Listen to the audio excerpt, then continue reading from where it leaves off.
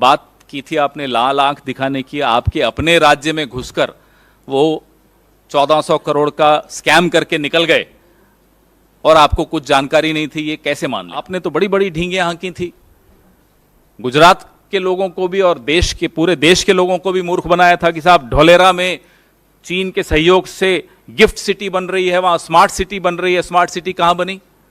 Smart city बनी अरुणाचल में, हमारे बॉर्डर के भीतर आके चाइना स्मार्ट सिटी बना के चला गया। जो अपने आप को चौकीदार मानती है, ये ट्रैवल एजेंसी बन गई है स्कैमस्टर्स की। आइए साहब, आइए लूट के चले जाइए। चौकीदार साहब बोलते हैं साहब हमने चीनी ऐप्स पे बैन लगा दिया और चीन की झालरों पर बैन लगा दिया। और यहां तो क्या हो रहा है, आपके सामने हो रहा है। अब देश यह समझ चुका है कि अब ऐप अनइंस्टॉल करने से काम नहीं चलेगा, सिस्टम में एक वायरस है, अब उस वायरस को निकालना होगा।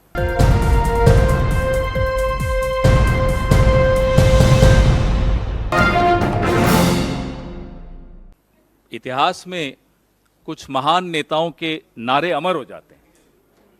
जय जवान जय किसान, शास्त्री जी ने कहा था। तुम मुझे खून दो मैं तुम्हें आजादी दूंगा, नेताजी ने कहा था। लेकिन कुछ निकम्मे नेताओं के भी नारे अमर होते हैं। मैं नाम नहीं लूंगा। एक निकम्मे नेता ने कहा, न हमारी सीमा में कोई घुसा हुआ है, न कोई आया।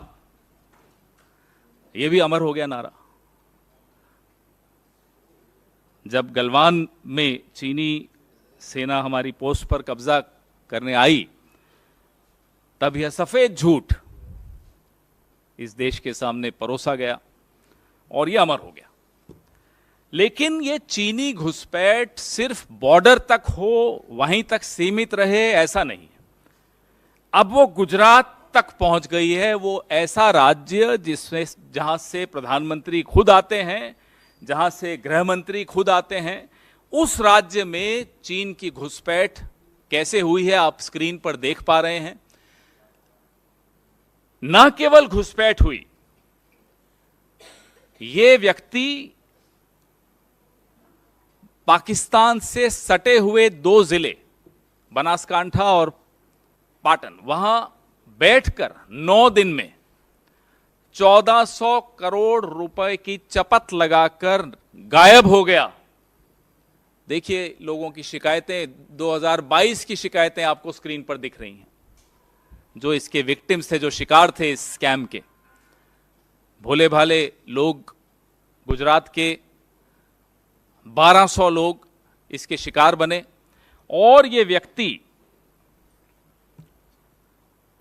आप सोचिए कितना संवेदनशील इलाका है गुजरात के ये जिले जो पाकिस्तान से सटे हुए हैं। वहां एक चीन का व्यक्ति आता है और ये उस दौरान आता है जब प्रधानमंत्री महीने में 1 या 2 या 3 या 4 बार गुजरात प्रचार करने जा रहे थे चुनाव का। उस दौरान ये स्कैम भी हो रहा था। पुलिस व्यस्त थी या पुलिस किसी दबाव में थी, ये क्या चल रहा था, इसका उत्तर आप लोग ही ढूंढेंगे। हम भी ढूंढने का प्रयास कर रहे हैं, लेकिन कुछ तो चल रहा था। अक्सर सुनाई देता है कि भाई एक चौकीदार है, वो चौकीदारी कर रहा है देश की, उसके दोस्त कुछ हैं, उनमें से गुजरात के भी, कुछ बाहर के भी, सहयोगियों के साथ मिलकर देश का पैसा लेकर बाहर चले गए। तो सुना है देश के बाहर से एक व्यक्ति आता है, और माफ कीजिएगा दुश्मन देश का एक व्यक्ति आता है, हमारे देश के 1400 करोड़ रुपए लूट के चला जाता है। कुछ मीडिया रिपोर्ट्स कहती हैं कि कुल मिलाकर नुकसान 4600 करोड़ का है, क्योंकि और राज्यों में भी ये डेनी डेटा नाम की जो ऐप थी। और इस ऐप को प्रचारित कौन कर रहा है आप स्क्रीन पर देख रहे हैं। पुलिस बेचारी अपनी तरफ से तो नहीं प्रचारित कर रही होगी, उनको भी कहीं से निर्देश हुए होंगे। पुलिस के जवान इस ऐप को प्रचारित करते हुए आपको इन चित्रों में दिख रहे हैं। तो ये इशारा कहां से हुआ? पुलिस एक ऐप को, जो कि एक चीनी व्यक्ति द्वारा बनाई गई ऐप है, why is the police advertising an app made by a shady, dubious Chinese national How could that Chinese national come to Gujarat and go to sensitive districts which are bordering with Pakistan and do this online app-based gambling and loot 1400 crores from 1200 people of Gujarat? Don't forget, it's the same state where the Home Minister comes from, where the Prime Minister comes from. And they keep talking about the Gujarat model. ऐसे राज्य में ये हुआ। चौकीदार साहब बोलते हैं, साहब हमने चीनी ऐप्स पे बैन लगा दिया और चीन की झालरों पर बैन लगा दिया। यहां तो क्या हो रहा है, आपके सामने हो रहा है।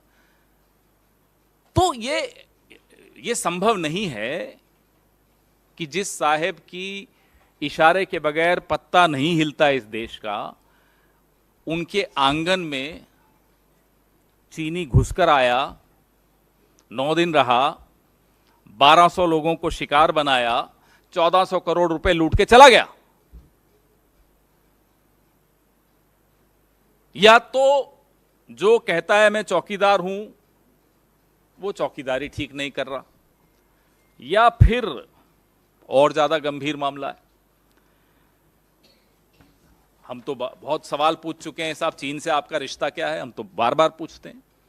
जब आज से 20-21 साल पहले आपको कहीं का वीजा नहीं मिलता था तो चीन आपका बड़ा स्वागत करता था और आप बार बार चले भी जाते थे। तो ये रिश्ता क्या है? इस रिश्ते के चलते भारत को न केवल सीमाओं पर नुकसान हो रहा है, आपने तो बड़ी बड़ी ढींगे हांकी थी, गुजरात के लोगों को भी और देश के पूरे देश के लोगों को भी मूर्ख बनाया था कि साहब ढोलेरा में चीन के सहयोग से गिफ्ट सिटी बन रही है, वहां स्मार्ट सिटी बन रही है। स्मार्ट सिटी कहां बनी? स्मार्ट सिटी बनी अरुणाचल में, हमारे बॉर्डर के भीतर आके चाइना स्मार्ट सिटी बना के चला गया। तो उस वक्त आपने चीन के नाम से मूर्ख बनाया। और तो और गुजरात के करिकुलम में चीन की भाषा तक लाए आप। क्या चीन का प्रेम है साहब आपके साथ? चलिए, आपका प्रेम आपको मुबारक हो, देश को नुकसान कैसे होगा? गुजरात के लोगों को इतना भारी नुकसान हुआ और ये मीडिया में नहीं आता तो 1 साल तो गुजर चुका था, हमें और आपको तो इसका कोई भान ही नहीं होता, कोई ज्ञान भी नहीं मिलता। तो ये सवाल बहुत गंभीर हैं कि चीन से आपके रिश्ते कितने गहरे हैं और इतने गहरे क्यों हैं कि उसकी कीमत देश की सीमाओं पर भी हमें अदा करनी पड़ती है, गुजरात में के भीतर भी हमें उसकी सीमा, उसकी कीमत अदा करनी पड़ रही है। किस स्तर तक आपके ये रिश्ते हैं? अब तो मुझे लगता है कि ये जो ऐप अनइंस्टॉल करने के जो आपके नारे थे, अब देश यह समझ चुका है कि अब ऐप अनइंस्टॉल करने से काम नहीं चलेगा, सिस्टम में एक वायरस है, अब उस वायरस को निकालना होगा। 2024 की इंतजार हो रही है कि उस वायरस को ही निकाल दें। अभी ऐप से काम चलेगा नहीं, क्योंकि रिश्ता कुछ और ही है। यहां हमारे सवाल हैं, बड़े स्पष्ट सवाल हैं। आप प्रधानमंत्री जी, आपके राज्य में ये हुआ, गृह मंत्री जी आपके राज्य में ये हुआ, आपने सर्टिफिकेट देते रहे, क्लीन चिट देते रहे, ये कैसे संभव हुआ? जिम्मेदारी किसकी बनेगी? कैसे एक ऐप उसने यहां आकर बनाई, पुलिस के जवान उसको प्रमोट कर रहे हैं, उसका एडवर्टाइजमेंट कर रहे हैं, उसका विज्ञापन दे रहे हैं। कहां है ईओडब्ल्यू, कहां है ईडी, कहां है सीबीआई, कहां है एनआईए, कहां है डीआरआई?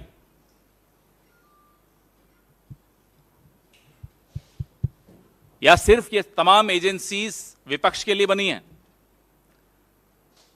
जहां देश का नुकसान हो रहा हो, देशवासियों का नुकसान हो रहा हो, वेयर आर दीज एजेंसीज? और सरकार क्या, जो अपने आप को चौकीदार मानती है, ये ट्रैवल एजेंसी बन गई है स्कैमस्टर्स की? आइए साहब, आइए, लूट के चले जाइए। तो ये सरकार चल रही है या ट्रैवल एजेंसी चल रही है? और डैनी डेटा ऐप को प्रमोट क्यों किया गया, किसके इशारे से प्रमोट किया गया? इसका जवाब ये देश मांग रहा है। इस अभियान के पीछे, इस प्रचार अभियान के पीछे कौन था? खुद पुलिस तो मैं नहीं मानता कि अपनी तरफ से कुछ कर सकती है, बड़ा डिसिप्लिन्ड फोर्स होता है। ये उत्तर प्रदेश की पुलिस आपने देखी अभी टीवी पर, स्क्रीन पर। इस ऐप के पीछे कुछ शेल कंपनीज बनी, वो पैसा यूरोप गया, वो पैसा दुबई गया, यूक्रेन गया, जहां जहां गया, उस पूरा एक व्हाइट पेपर इस विषय में देश के सामने जारी करना चाहिए। देश को जवाब चाहिए। जो 1200 लोगों का 1400 करोड़ लुटा है, वो जवाब मांग रहे हैं।